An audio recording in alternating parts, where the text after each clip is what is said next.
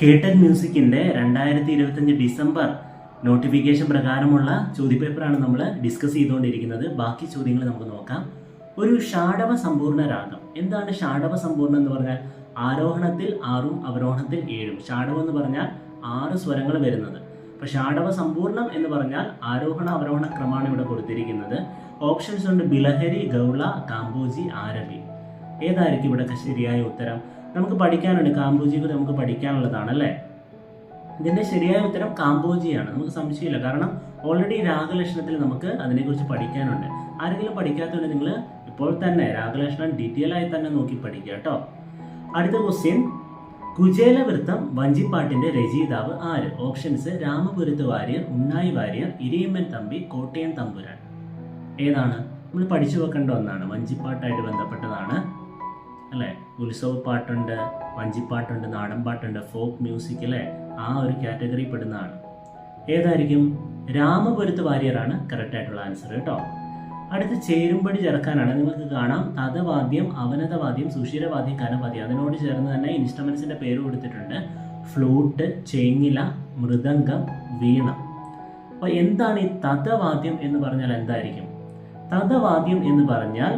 തന്ത്രിവാദ്യങ്ങളാണ്, string instruments ആണ്. നിങ്ങൾ ഓപ്ഷനിൽ നോക്കുക, ഏതാണ് സ്ട്രിങ് ഇൻസ്ട്രുമെന്റ് ആയിട്ട് വരിക?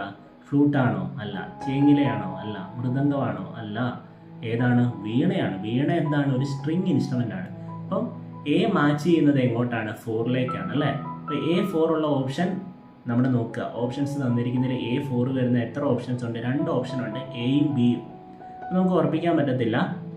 ഇനി എയും ബിയിലും നോക്കുക, മൂന്നാമത്തെ, അതായത് ബി ആയിട്ട് കൊടുത്തിരിക്കുന്ന 2 3 ആണ്. അപ്പം നോക്കാം, നമുക്ക് അവനത വാദ്യം എന്ന് കൊടുത്തിട്ടുള്ളത് മൃദംഗമാണ്. കറക്റ്റ് ആണ്. അവനത വാദ്യം എന്ന് പറഞ്ഞാൽ മെംബ്രെയിൻ ഉള്ള ഇൻസ്ട്രുമെന്റ്, അതായത് തോലുകൾ ചേർന്നിട്ടുള്ള ഇൻസ്ട്രുമെന്റ്. നമുക്കറിയാം മൃദംഗത്തിന്റെ 2 സൈഡും എന്താണ്? തോലുകളാണ് അല്ലേ. അപ്പോൾ അത് കറക്റ്റാണ്. ഇനി മൂന്നാമത്തെ ഓപ്ഷൻ നമ്മൾ നോക്കിയാൽ നമുക്ക് കറക്റ്റ് ആയിട്ടുള്ള ആൻസർ കിട്ടും. സുഷിരവാദ്യം, സംശയമില്ല നമുക്ക് പറയാം ഫ്ലൂട്ടാണ് അല്ലേ. ചേങ്ങിലയാണോ സുഷിരവാദ്യം? അല്ല. അപ്പോൾ സി വരുന്നത് 1 ആണ്. അപ്പോൾ C1 വരുന്നത് നോക്കുക, ഓപ്ഷൻ എ ആണ് അതിന്റെ കറക്റ്റ് ആൻസർ. നമുക്കുണ്ടാവും. ഇങ്ങനെയാണ് നമുക്ക് ടൈം ലാഭിക്കേണ്ടത്. അപ്പം ഡി, ഘനവാദ്യം നമ്മൾ നോക്കുന്ന പോലും ഇല്ല, അതിനു മുന്നേ നമുക്ക് ആൻസർ കിട്ടി. അപ്പോൾ ഘനവാദ്യം നമുക്ക് നോക്കാം. ഘനവാദ്യം ചേങ്ങിലേ വരുള്ളൂ. എന്താണ് ഈ ഘനവാദ്യം എന്ന് പറഞ്ഞാൽ? മെറ്റൽ കൊണ്ട് നിർമ്മിച്ച്, ലോഹങ്ങൾ കൊണ്ട് നിർമ്മിച്ചിട്ടുള്ള വാദ്യ ഉപകരണങ്ങളെയാണ് ഘനവാദ്യം എന്ന് പറയുന്നത്. ചേങ്ങില എന്ന് പറയുന്നത് സിമ്പിളാണ്, സിമ്പിൾ ചേങ്ങില. ഓക്കെ, എൻ്റെ ഇംഗ്ലീഷാണ് സിമ്പിൾ. അപ്പോൾ അതിൻ്റെ ആൻസർ നമുക്ക് കിട്ടി. ഏതാണ്? ഓപ്ഷൻ എ ആണ് എൻ്റെ ശരിയായ ഉത്തരം.